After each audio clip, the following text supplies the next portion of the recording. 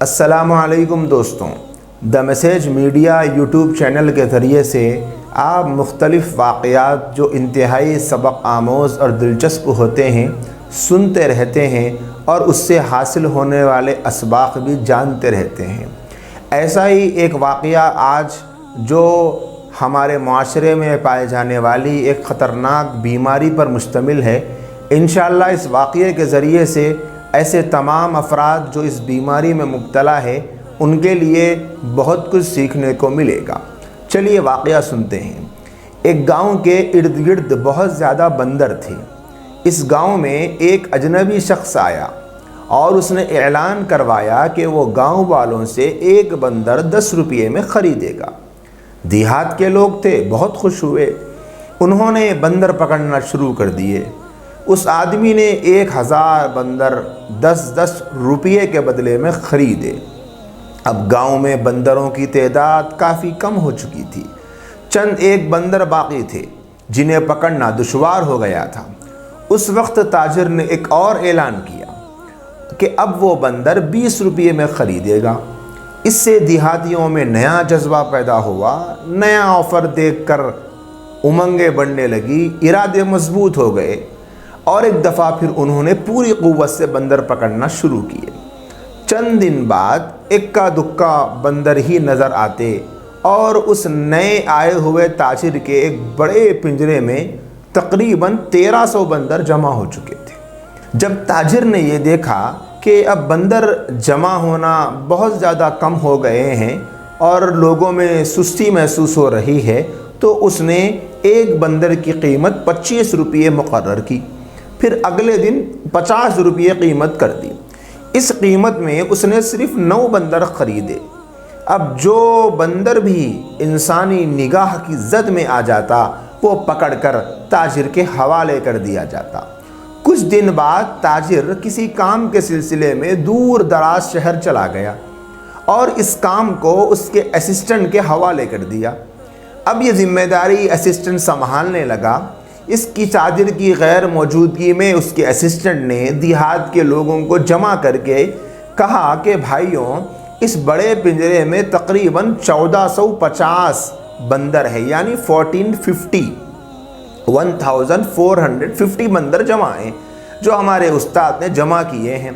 میں ایسا کرتا ہوں کہ تم سب کو یہ سارے بندر 35 روپے فی بندر کے حساب سے بیچ دیتا ہوں۔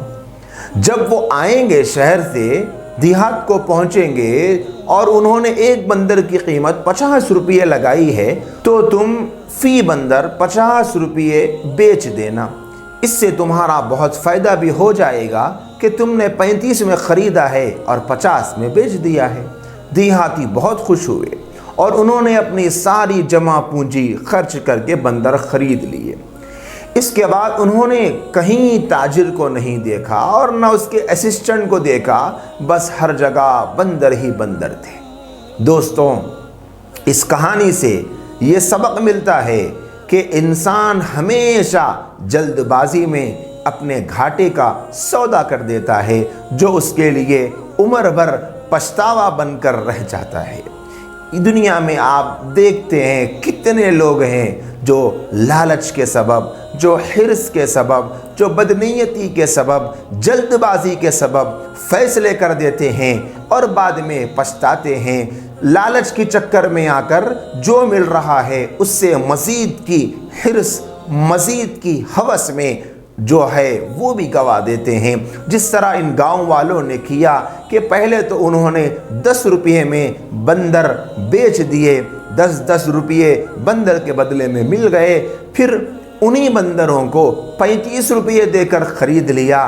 سوچو آپ، یہ کہاں کی عقل مندی ہوئی کہ وہ بیچارے، انہیں کیا خبر تھی کہ یہ 35 روپے میں ہم جس بندر کو خرید رہے ہیں وہ تو ہمارے کچھ کام کا نہیں۔ فائدہ کس کا ہوا؟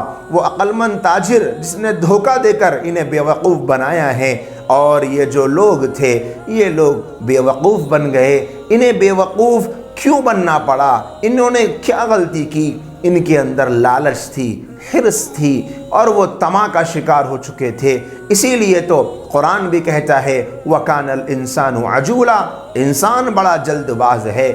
अहादीस मुबारका में हम सब के प्यारे नबी हज़रत सय्यदुना मुहम्मदुर रसूलुल्लाह सल्लल्लाहु अलैहि वसल्लम के कई इरशादात मौजूद है कि क़नाअत करो, जो मिला उस पर सब्र करो, हिर्स मत करो, लालच मत करो, लालच का अंजाम बुरा होता है। तो दोस्तों, हमने इस वाक़ये से ये सबक सीखा है कि लालच कभी ना करना। जो हमको मिल रहा है, अभी जो मिल सकता है, उस पर सही माना में फ़ैसला करके उस चीज़ को ले लेना चाहिए। हिर्स करके जो है उसे गंवाने से बेहतर है जो अल्लाह दे रहा है वो ले लें और उसी में खुश रहें। याद रखें, सामान की कसरत से खुशियाँ नहीं मिलती, खुशियाँ इंसान के दिल में खिनाज से मिलती है। अल्लाह के रसूल सल्लल्लाहु अलैहि वसल्लम का इरशाद गिरामी है, अल-गिना गिना नफ्स।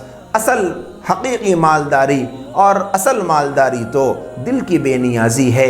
लिहाजा अपने को अल्लाह ने जो दिया उस पर सब्र करके क़नाअत का जज्बा अंदर पैदा करके ज़िंदगी गुजारने की कोशिश करें। अल्लाह हर एक को लालच और हिर्स और तमा जैसी बुरी आदतों से बचाए।